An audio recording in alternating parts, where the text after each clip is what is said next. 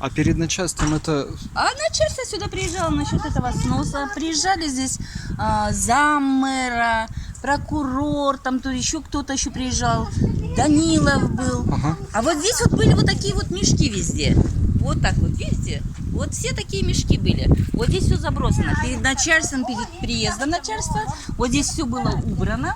Вот эти мешки, главное. Выкачана вся вода, которая здесь была, да? Да все лужи.